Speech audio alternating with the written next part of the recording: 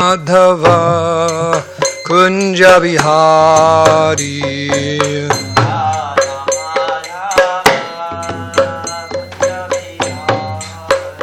Jaya Radha Madhava Kunja Vihari Madhava Kunja Vihari Gopi Jana Vallabha Girivardhari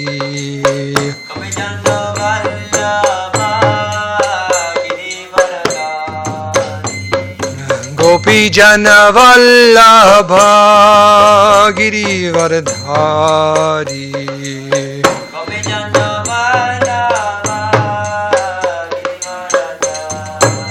Jasura Nandana Braja Jana Ranjana Jasura Nandana Braja Jana Ranjana Jamuna Tira Vanachari Jamuna Tira Vanachari Jayo Radha Madhava Kunja Vihari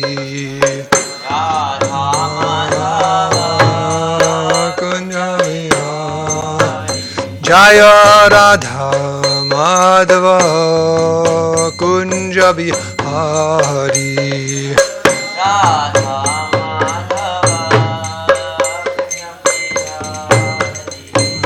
Gopi Jana Vallabha Girivardhari Gopi Jana Vallabha Girivardhari Gopi Jana Vallabha Girivardhari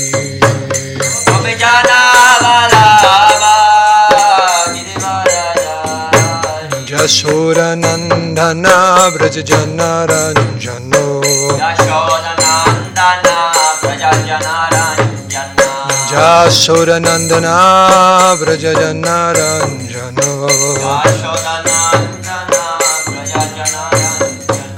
Jamuna Tira Vanachari Jamuna Tira Vanachari Jayo Radha Madhava Kunja Vihari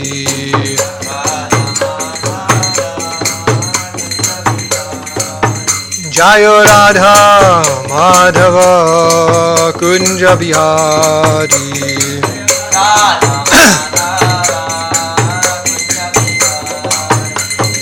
Hare Krishna Hare Krishna Krishna Krishna Hare Hare Hare Rama Hare Rama Rama Rama Hare Hare Hare Krishna Hare Krishna Krishna Krishna Hare Hare Hare Rama Hare Rama Rama Rama Hare Hare Hare Krishna Hare Krishna Krishna Krishna Hare Hare Hare Rama Hare Rama Rama Rama Hare Hare Hare Krishna Hare Krishna Krishna Krishna Hare Hare Hare Rama Hare Rama Rama Rama Hare Hare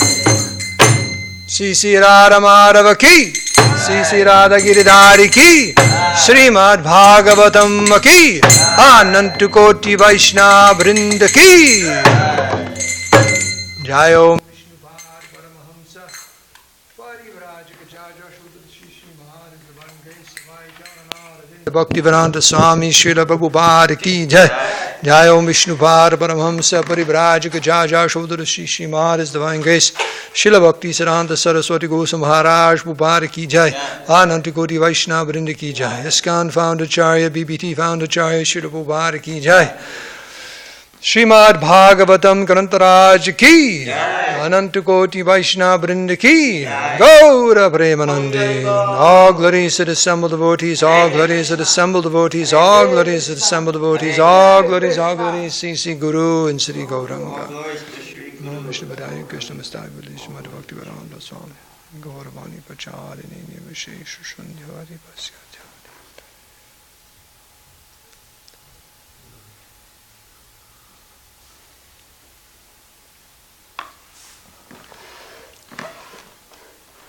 So this morning we're reading from the Srimad Bhagavatam, 3rd Canto, Chapter 26, Fundamental Principles of Material Nature. We're all the way up to text 17.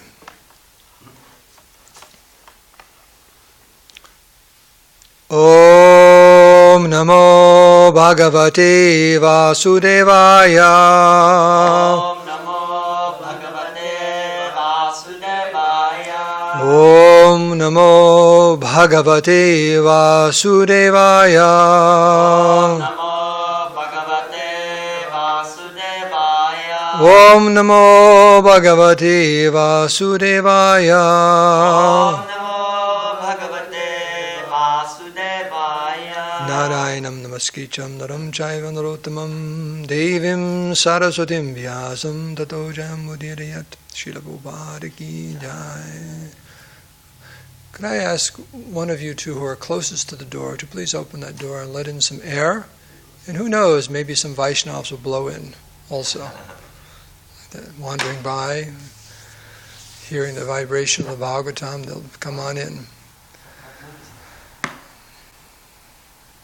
Prakatir guna samyasya nivisheshasya manavi Chishtayata sa bhagavan kala it yupalakshitaha prakatir guna samyasya nirvisheshasya manavi Chishtayata sa bhagavan Kala ityupalakshitaha Prakatir guna samyasya Nirvisheshasya manavi Chishtayata sa bhagavan Kala ityupalakshitaha. Chanting starting with the most senior, with the least humble. You say the most humble, no one's going to go either. So, the most materialistic devotee goes first. Oh. Prakatir guna samyasya nirvisheshasya manavi Chishtayata sa bhagavan Kala ityupalakshitaha Prakatir guna samyasya Nirvisheshasya manavi Chishtayata sa bhagavan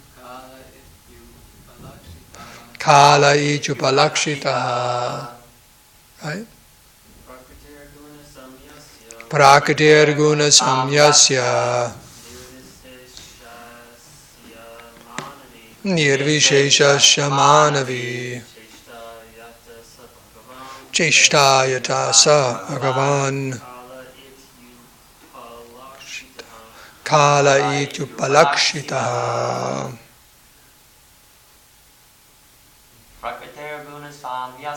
Prakatir guna samyasya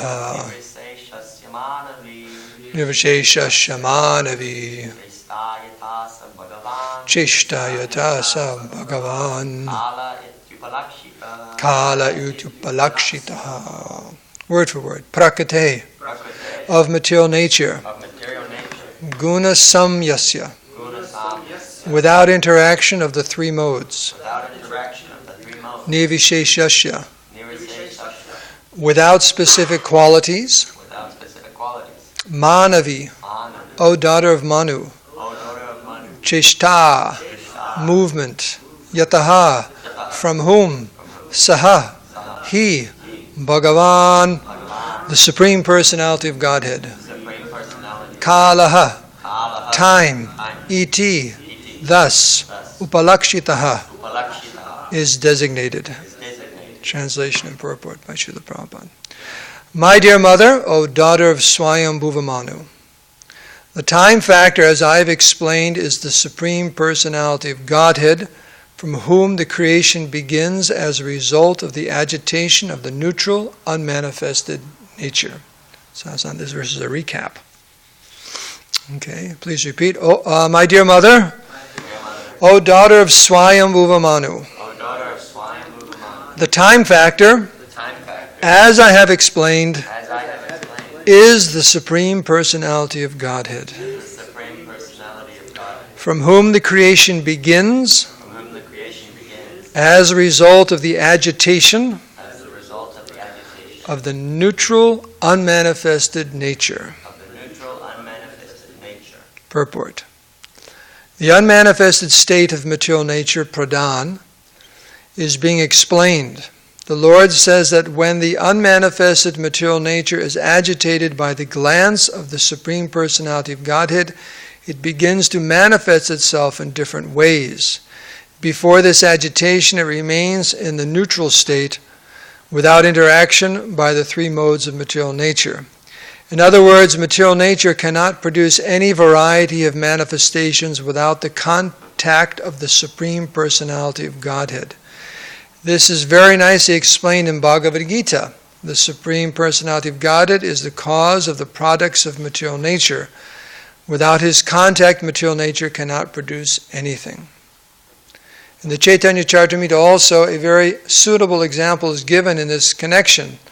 Although the nipples on a goat's neck appear to be the breast nipples, they do not give milk. Similarly, material nature appears to the material scientist to act and react in a wonderful manner, but in reality it cannot act without the agitator, time, who is the representation of the Supreme Personality of Godhead. When time agitates the neutral state of material nature begins to produce varieties of manifestations. Ultimately, it is said that the Supreme Personality of Godhead is the cause of creation. As a woman cannot produce children unless impregnated by a man, material nature cannot produce or manifest anything unless it is impregnated by the Supreme Personality of Godhead in the form of the time factor. Om Agyanti Mirandasya Gyananjana Salakaya Chaksulunminitam Nena Taismai Sri Gurave Namaha. Sri Krishna Chaitanya Prabhu Nityananda Shri Advaita Gadadhar Shri Vashadi Gaur Bhakta Vrinda Hare Krishna Krishna Krishna Hare Hare Hare Rama Rama Rama Hare Hare.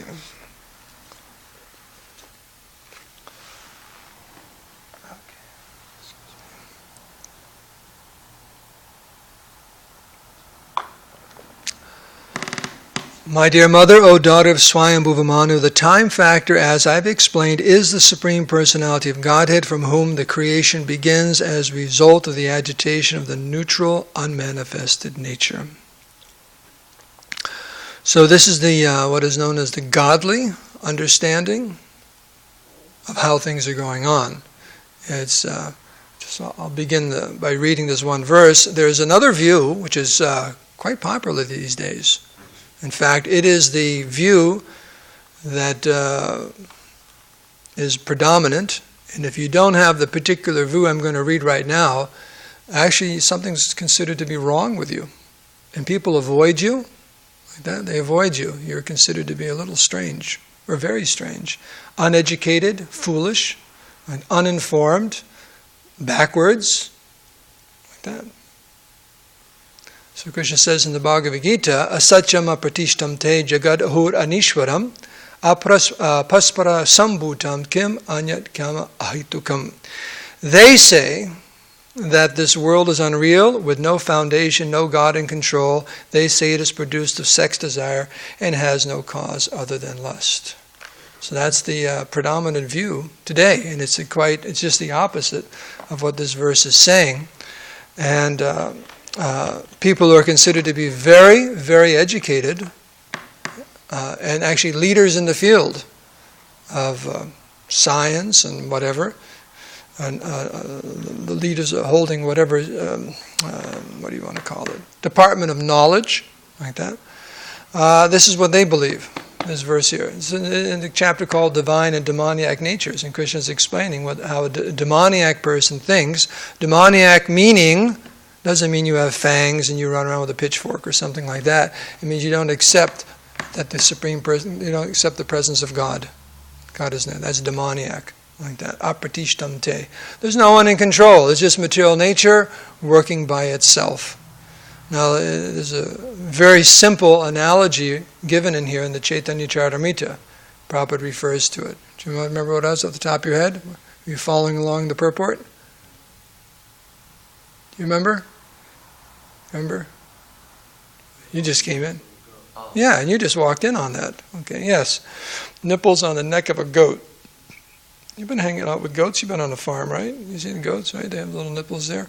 They look just like the breast nipples, but you'll get no milk. You won't get any milk. So in the same way, this material nature, it may appear to be going on by itself, but without the touch of the Supreme Personality of Godhead, without the touch of that spiritual touch, nothing is going to happen. Nothing at all. And in this verse is Kala, the time factor. Now, it's been discussed a little bit in the previous verses. By the mixing of time, because when I left off on Tuesday, Lord Kapila Deva was describing the different elements, the 24 elements, and the next verse was saying the 25th element is time. Time is introduced and things start happening. But who introduces time? Right? Krishna says, time I am. It's his energy. It's just that, it's just like you may put a lot of things. You used to make a lot of cookies. Do you still do? Still do, right? So you put all those ingredients in the bowl, but someone's got to start mixing it, right? You got to start mixing it. So Krishna's mixing everything with this Kala Rup. Everything starts becoming mixed by the presence of time, the movement of time, and that's a spiritual touch. Right? He's personally present, overseeing everything, as referred to in the Bhagavad Gita. Maya dakshena prakriti. What does that mean? Maya dakshena prakriti. Suyate sa charatra. Hetunanina konteya. Like that. He's the cause, he says. He's a Maya dakshena. Akshena means eyes. He's got his eyes on everything. He's the superintendent of this material nature. Prakriti. Suyate sa characharam. All the moving and everything is going on under his supervision. There's nothing going on without the supervision of the Supreme Personality of Godhead. What was that example? I was just reading in Vishaka's memoir, that 5 years, 11 months. There was something that happened in Mayapur or something like that. And I forget exactly what it was, but she said she felt upset at first, but then she had just been reading where Prabhupada made the point that everything is moving exactly according to Krishna's plan. Like that, exactly according to Krishna's plan. So she could understand there must be something here. Krishna's ultimate control, and I shouldn't get so upset about what had just happened. Like that, because Krishna's in control. I should be humble and so on.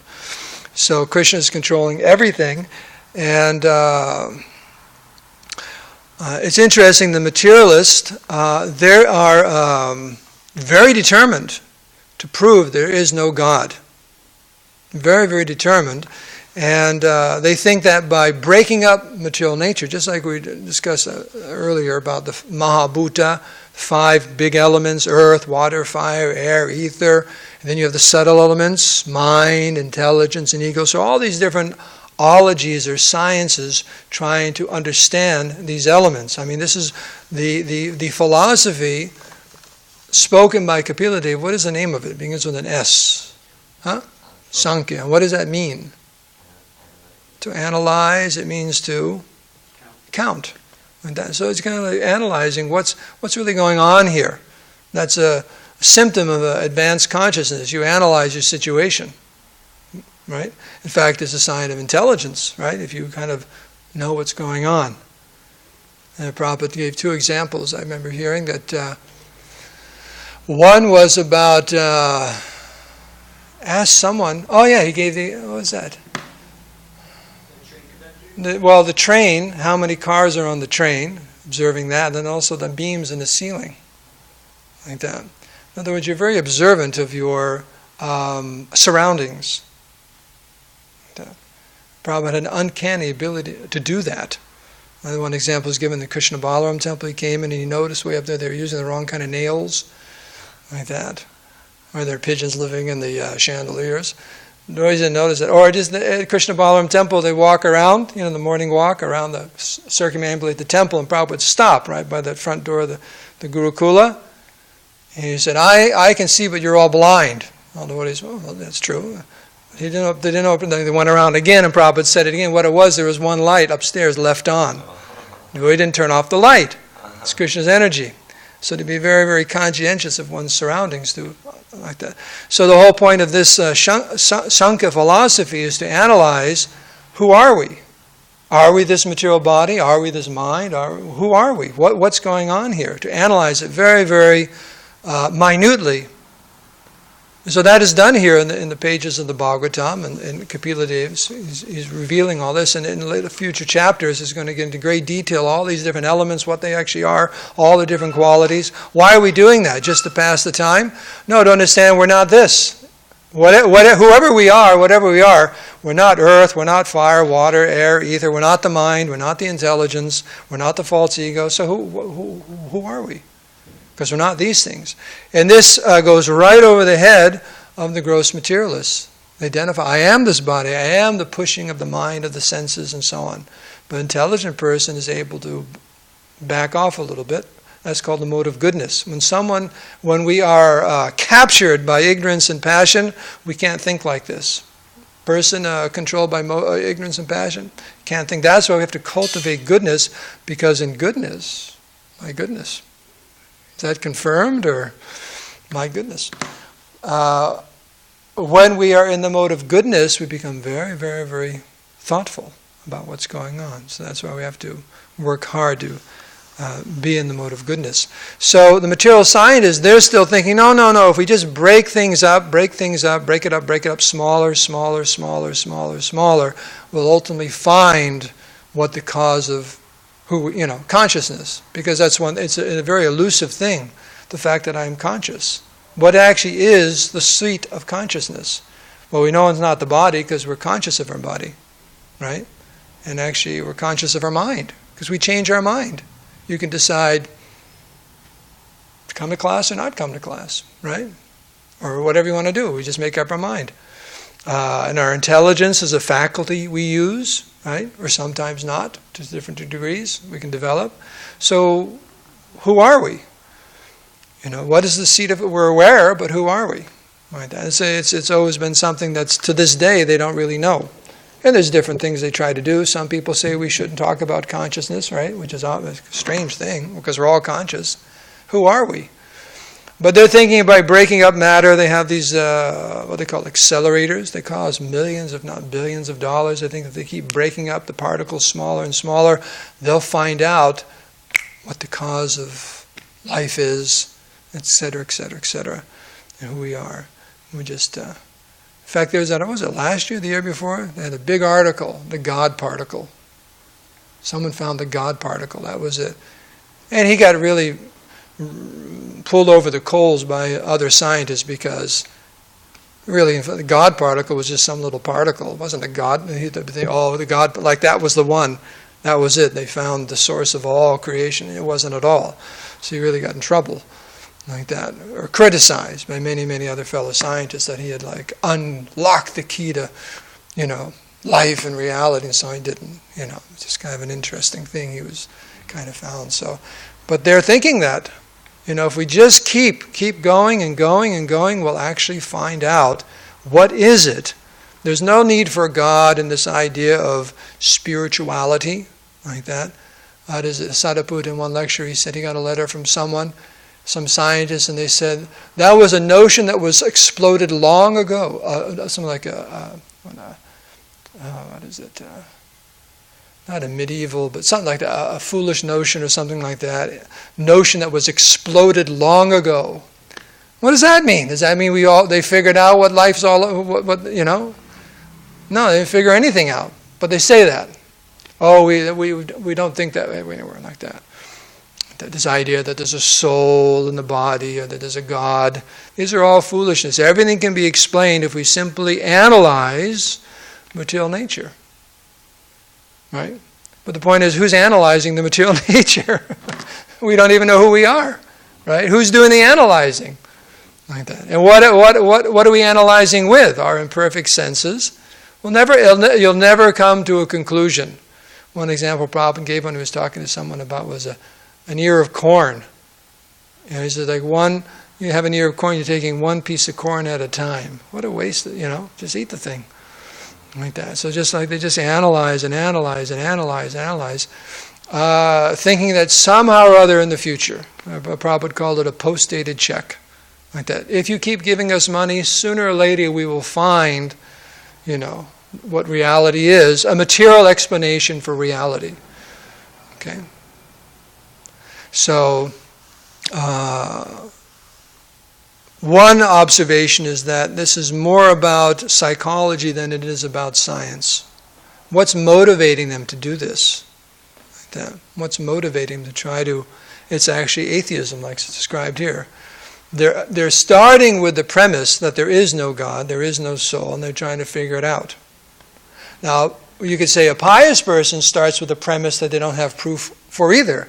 We're all sitting here, we can say we're spiritual scientists. We're starting with the premise there is a soul and there is a supreme soul, supreme controller, because for us, that seems to be a logical premise, right? For so many different reasons, intelligent design and consciousness doesn't seem to be definable in what we know as material terms. So that's our premise. Now we have to make the experiment.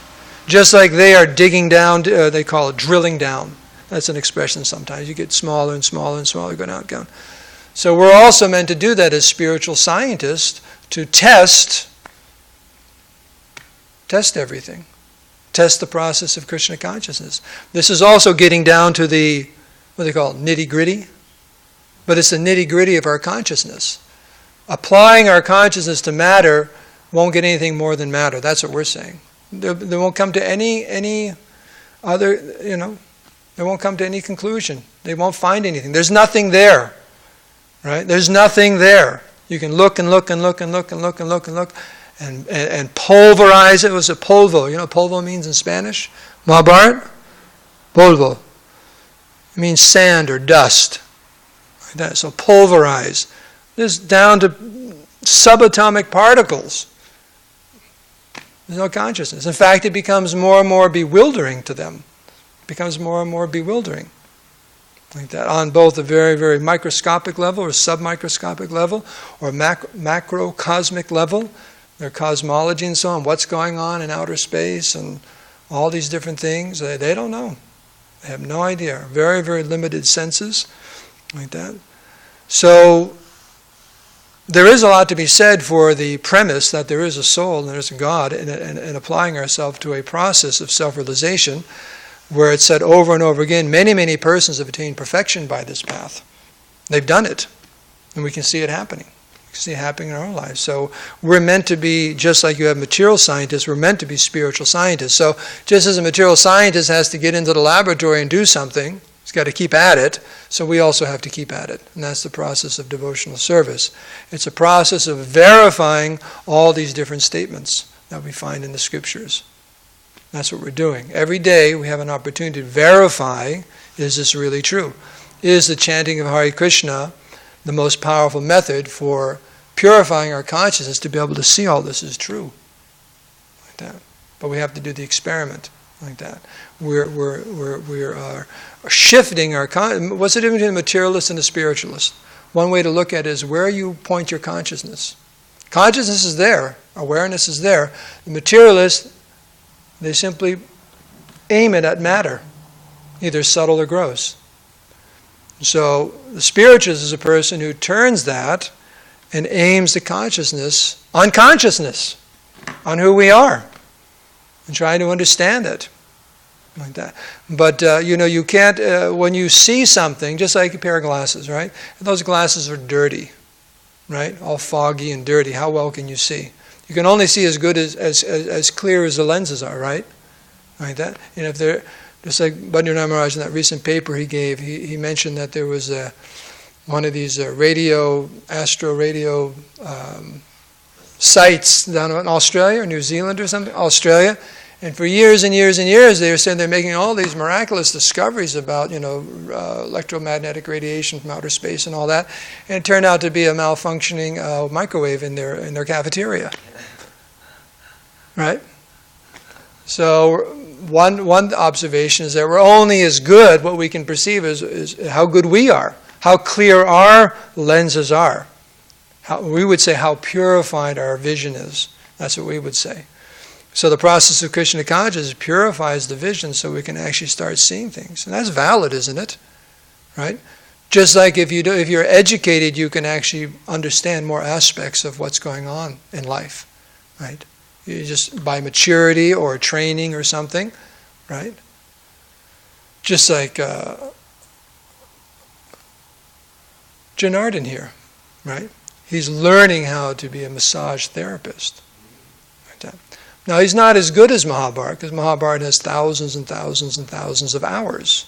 But he's learning, right? So, who do you want to work on you, him or Mahabharata? Mahabharata. Because he has so much experience. He understands exactly what to do because of training, like that. He has that, you could say, vision, like that, based on experience and knowledge. So in the exact same way, answering the question of who are we, what's life all about, the answer we give has a lot to do with our vision. And we would say that vision, the Vedas say the vision has to be coming from those in goodness and pure goodness. They can actually see things as they are. That's described in the Gita, the modes of material nature, that chapter. Was it chapter 14, right? It's chapter 14, modes of material nature, right? That those and also knowledge in the 17th and 18th chapter, knowledge in the mode of goodness is different than knowledge and passion and ignorance. Like that. So that's why we're so working very, very hard to try to raise everyone to the mode of, the more we come to the mode of goodness, we can actually understand these things and perceive things. You see it completely differently. Someone, and you line them up like a game show or something like that. Here's Charlie, he's in the mode of ignorance. Here's Jack, he's in the mode of passion. Here's Sally, she's in the mode of goodness. All right, then you show them the same thing, and they're going to say 3 different stories. Right? 3 different stories. Like that. One example is given in the Bhagavatam about how a materialistic man and a saintly person sees a woman's body. Right? Materialistic man says, "Oh, this is something for me to enjoy." And what does that verse say? How does the sadhu see that body? He sees it as 3 different things.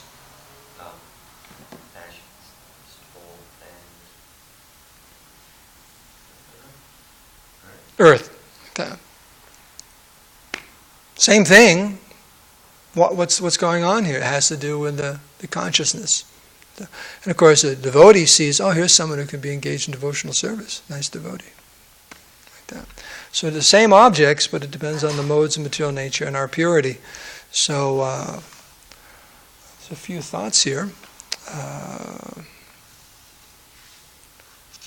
But it's Prabhu would never, he held, what's that saying about how's a little dog win a fight with a big dog? You know that one? How does a little dog win a fight with a big dog? Huh? Runs away. Yeah, you bite on and hang on. Right? Little dog just bites and just doesn't let go. Like that. So, stay on this point. They say so many things and big words and this and that and the other thing, but they come right back to the point. It's material nature. Where are you going to find? It's just material. Matter cannot of itself produce consciousness? And also, how do you explain all of the complexity of this material nature? Like that. One interesting observation is they're spending millions and billions of dollars. So many hundreds, if not thousands of scientists or someone are thinking about these things, using their intelligence to figure out just a few little aspects of this material nature, yet they say there's no intelligence behind it. Right? Just like in any situation when there's a problem, they call in the most intelligent people to try to figure out what's happening. Because someone intelligent, just like hackers, that's an example. We're all living in they get some very intelligent people called hackers, and they figure out how some people put together a particular computer program and where the hole is, where the loophole is, and then they go in. Very, very intelligent people in that sense, in regards to that. So you call them very intelligent people because very intelligent people created the system, right? There's a famous story, true story about that nuclear reactor back in the 60s. They may be somewhere in New England. You know the story? It turned off. Some problem, big problem. And everyone there tried to fix it. They couldn't figure out what to do. So they finally called in an expert. Someone very, very intelligent about nuclear reactors. Called him in, flew him in. So he came on in, put his white coat on, got his clipboard, walked around that. You see the pictures of that main room there with all the different buttons and knobs and screens and all that overlooking the reactor. And after about a half hour or something like that, he took out a pen. He went up to a knob and put an X on it and said, "Replace that. That's the problem." Took off his jacket and left. Sent him a bill for $10,000. Now this is in the 60s. A lot of money, $10,000. But it was the problem. They've replaced it and the reactor went back on and everything was fine. And the story goes that he sent him a bill for $10,000. And then the CFO, financial officer, asked him, "Why are you charging us $10,000? All it was one little button. One little button to fix. Switch." And he said, he says $1 for the switch and $9,999 to know which switch it is. Right? Because he had the intelligence. No one else could figure it out. He knew he was very, very intelligent. But but it took so much intelligence to build that whole thing. But obviously you need someone that proves that there's some intelligence there. Because you had to find someone very, very intelligent to try to figure it all out. And it wasn't going on just foolishly. So in the same way, this material world, so much intelligence is applied to just figure out a few little things. So why do we think that there's no intelligence behind it that made the arrangement that we're trying to figure out, or we're trying to replicate, right? Like they're trying to create little things, like create life or this or that. Prabhu said there's already plenty of life. In fact, there's so much life you're trying to kill it. You're very expert at killing the life that's already being produced daily. And they're spending thousands and millions and billions of dollars, and so many scientists trying to replicate little things that are going on in this material nature, tweak things and so on. It shows that there's already intelligence there because it requires so much intelligence to try to replicate it as imperfectly as they're doing. So it's an interesting point. So we've run out of time. Any questions or comments on verse 17? Yes. So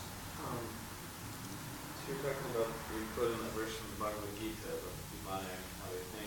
Mm-hmm. So of course there's different shades of that demoniac mentality. And